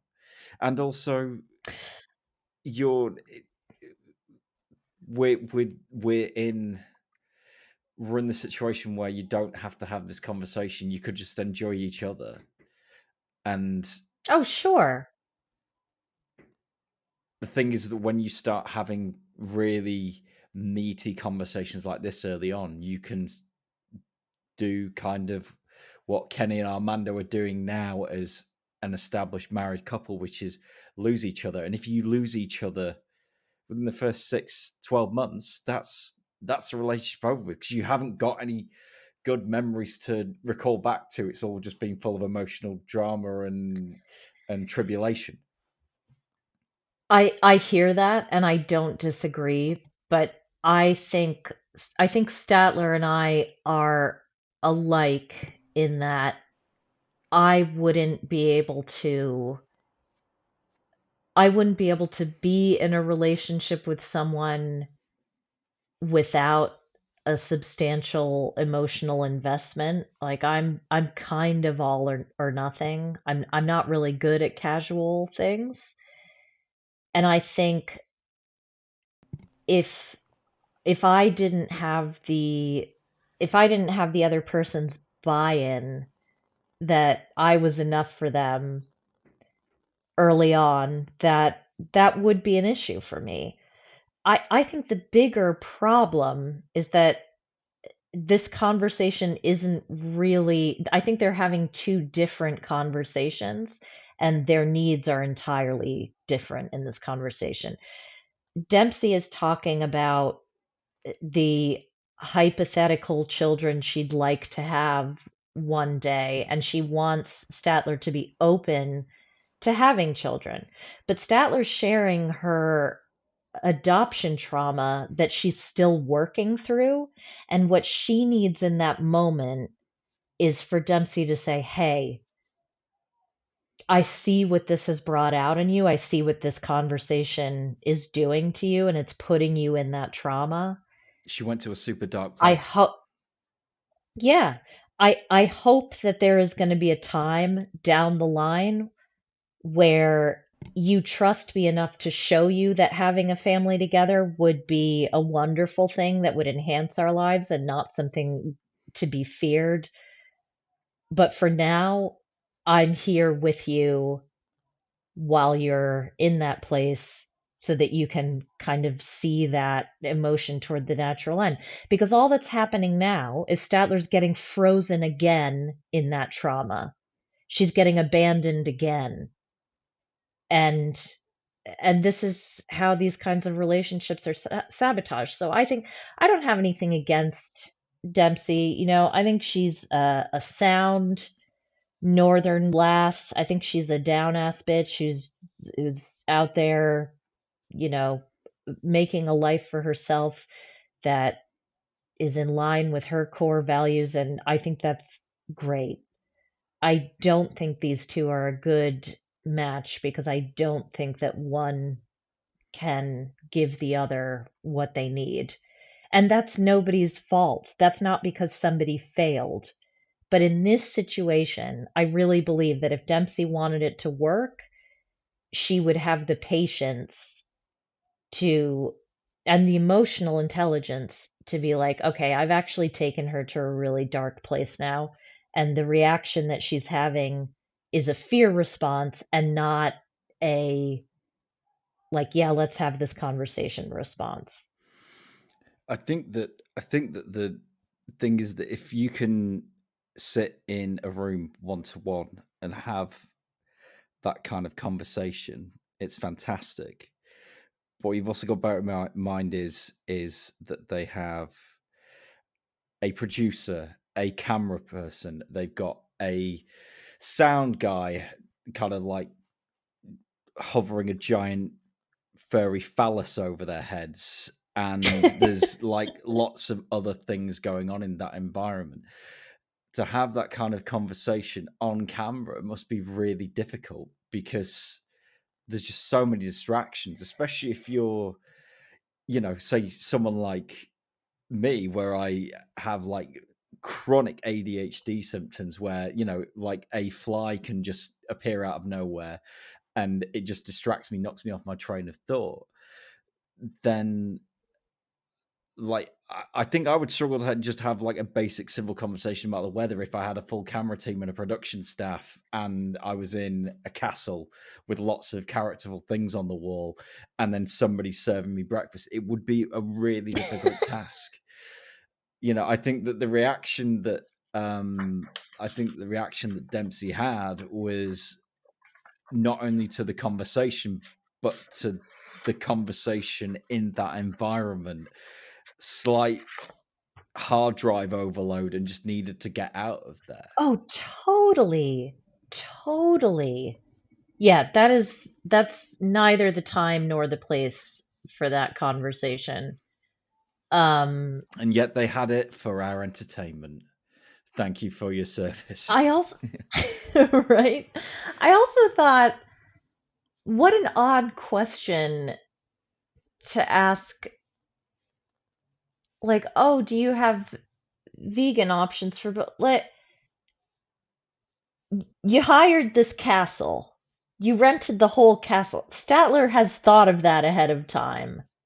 Like, your girl has made sure that there's, you know, corn mints or whatever. Actually, for those of you who are interested, La Vie makes the only vegan bacon worth eating in this country, and it is so good. They're not paying me to say that. Speaking of other good breakfast outfits that are not paying me to promote them, Christian and Cleo talk about how he's not had a full English. He's lying. What has he been doing the entire time he's there? I refuse to believe that. Anyway, Donut Time donuts are extremely delicious. So if you get a chance. Christian, dearest Christian. So let me just kind of go back to the let's take it back to where all the problems started, and that was the discussion with the production team about the sexy times, because there's only there is one person that has either regrets or remorse about what happened, and the other person should think that it was a totally regrettable fuck. And Christian is, yeah, just a despicable human being. I think, in to use sort of queer parlance, I think that he's a chaser. I think that he is a white knight. I think that he is a I think that he is performatively an ally. I think that he is a fucking coward.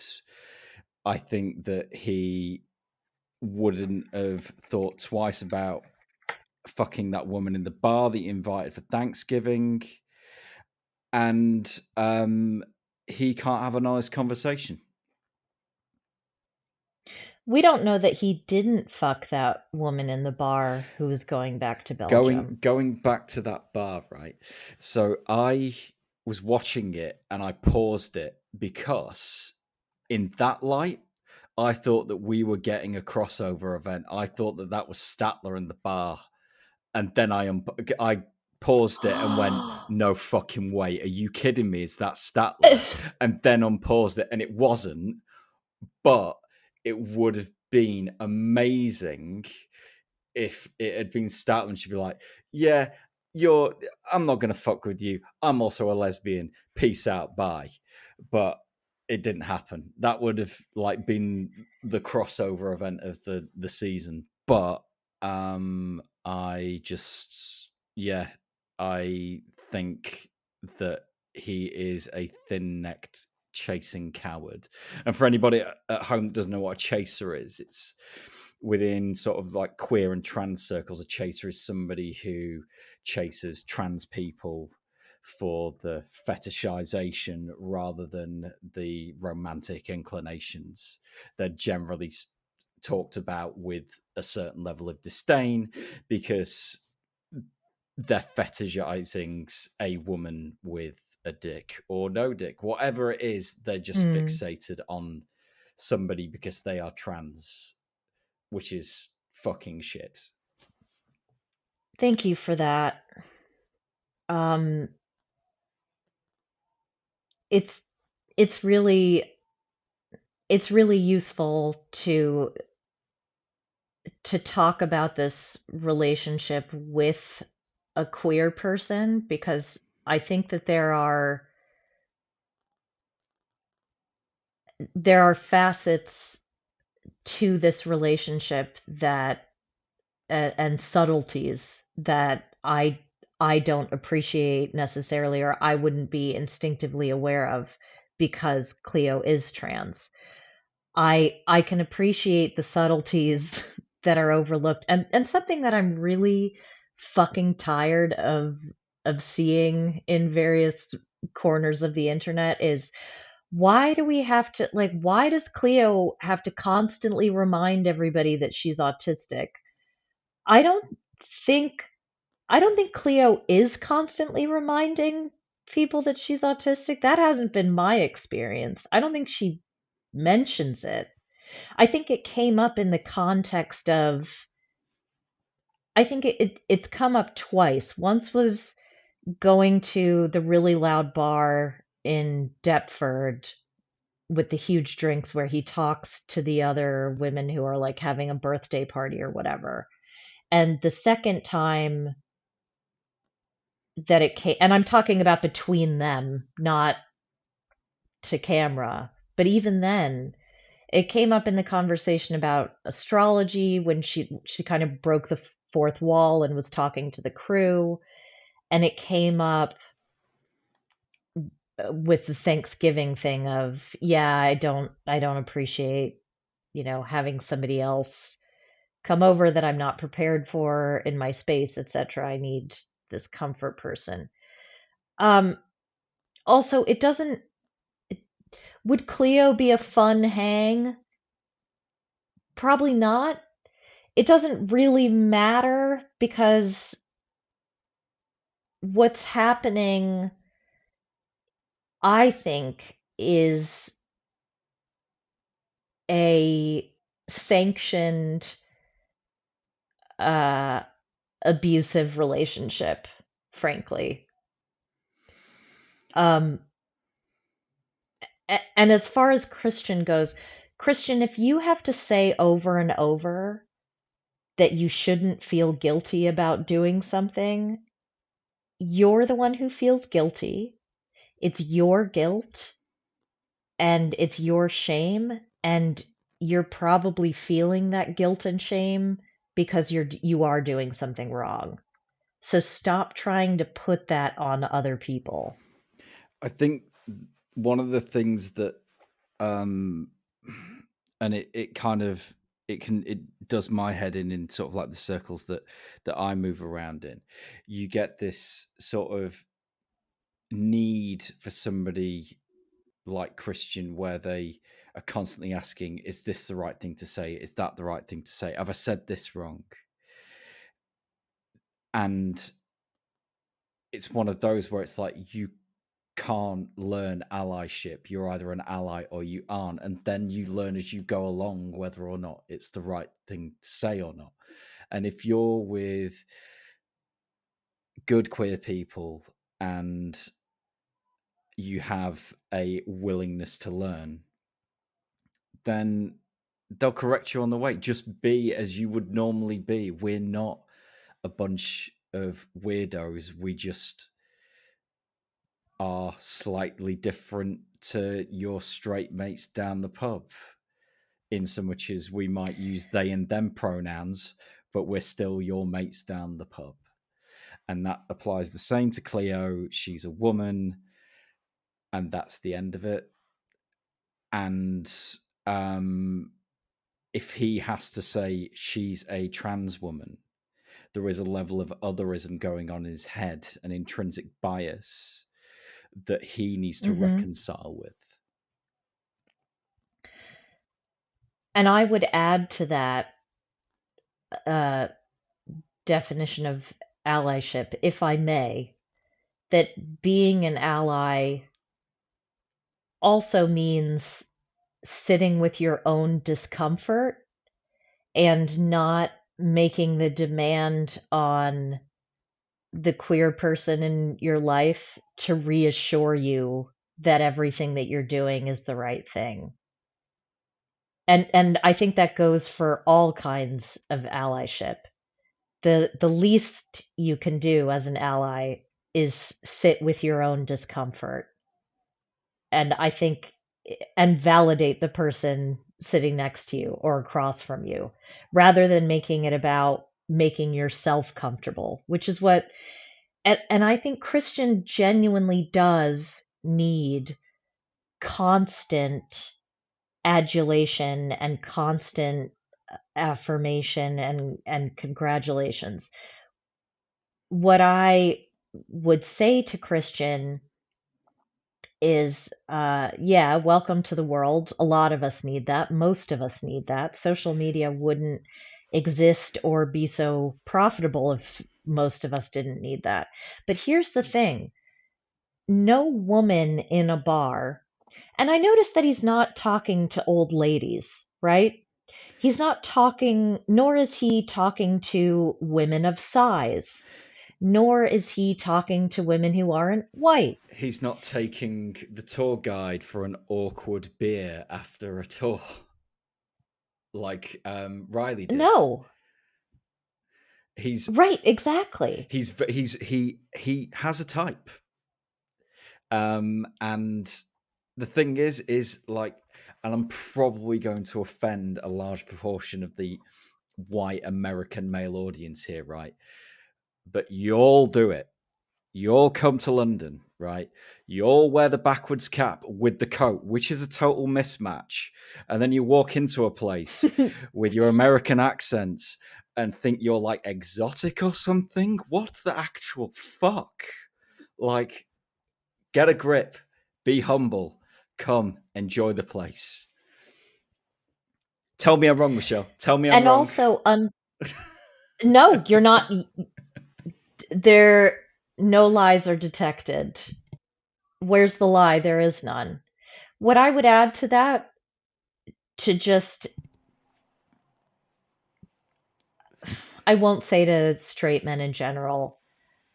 I'll say to Christian and to lots of men like him, to Christian and Riley and everyone else who thinks that it's some woman's responsibility to fill whatever void is within you that makes you think that all women everywhere sitting by themselves are desperate for you to approach them and alleviate their loneliness. Women don't owe you anything. Women don't owe you polite. Women don't owe you a smile. Women don't owe you their time. Women don't owe you their company. Women don't owe you their emotional labor. Women don't owe you shit. That's the message. Highlight it and underline it and commit it to memory. Women don't owe you shit. It doesn't matter that another woman in your past took something from you or embarrassed you or made you feel small or hurt you. It doesn't matter who hurt you. It's not the next person you meet's job to clean it up. Women owe you fucking nothing, Christian. They owe you less than nothing. You owe them the space and time and autonomy that they need. Chances are, if a woman is alone in a bar, she's either meeting someone who isn't you, or she wants a break from the other fucking men who are talking at her all day. So get back on a plane, go crawl back to the mosquito infested hellhole from whence you came, and shut the fuck up. Shut up. Are you good? Are you good? So in conclusion, the donuts were fucking great, right?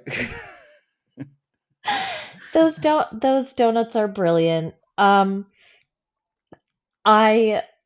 I have to say that, yeah, that was for me. That was for me. I know I've been criticized for bringing personal stuff here, but if you don't like it, you can listen to a different podcast. You don't certainly have to be here.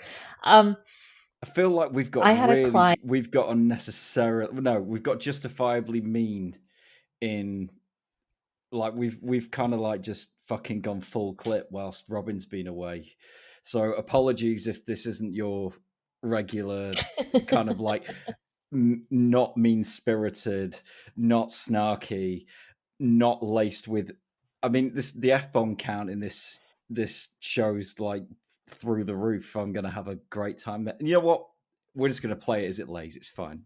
But yeah, Exact. I was thinking about that phrase earlier today. I guess because I was thinking about it. Look, if you're recently bereaved, first of all, condolences. May their memory be a blessing.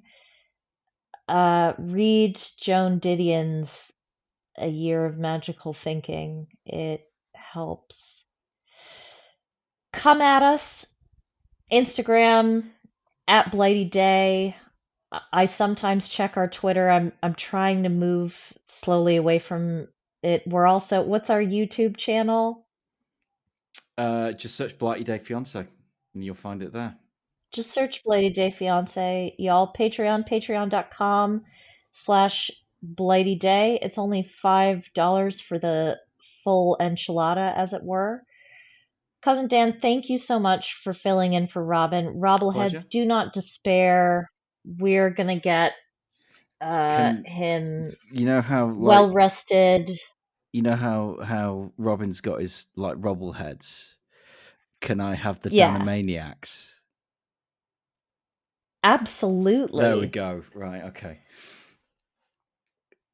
Um, Mine are the Michellians, I think. Sounds like a noble and ancient race that conquered the world 18 times over before succumbing to their own genetic predisposition to IBS. Yeah, so actually sound off. Let us know. If you are on the Patreon, let it let us know all your opinions in the comments. We love interacting with you on there. Join our Discord. It's undergoing a makeover. Cousin Dan is on it. Trying. Um, and oh yeah, before I go, if you don't mind awfully, I am gonna share our listener achievement thing. Unless I didn't screen grab it, which is entirely possible. No, I didn't. Okay, here we go. My name is Ashley, and you can totally use my name if I make it as a nod to the pod. I am giving myself a pat on the back for daring to go back to school to receive my MBA. My career is in human resources, and I work as a consultant, giving great advice that many people do not take. I'm proud of myself for leaving an abusive marriage, raising my kids on my own, confronting my past trauma through lots of therapy, learning to like the person I am, choosing the most incredible partner in the universe, and keep going. Life is messy, and your podcast provides me a great resource of self care because y'all make me smile and laugh. Sending you both joy, Ashley. I'm getting really emotional. Ashley, well Ashley, done. we celebrate you. Yeah, well done. Also, like, just don't let your career define you, and you'll be great. But yeah, you're awesome. Huge congratulations, Ashley. Even any one of those things takes a tremendous amount of courage. And doing all of them in succession and continuing to put the work into yourself and your family and your partner and your future is truly worthy of kudos and congratulations. So what a wonderful note to end the pod on. Thank you, Dan. I am going to shit my pants Love if you, I cousin. don't. Love you too, cousin.